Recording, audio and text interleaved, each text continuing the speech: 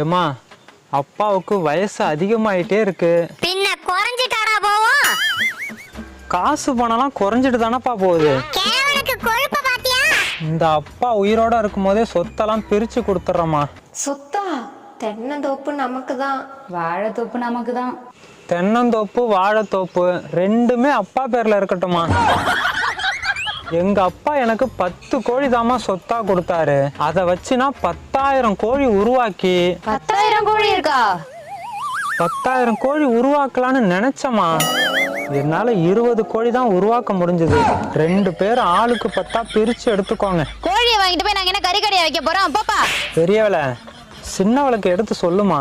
விடுடி, அப்பா நமக்காக கண்டிப்பா ஏதாவது குடுக்க வச்சிருப்பாரு. என் பெரியவ என்னைக்குமே புத்திசாலி தான். வய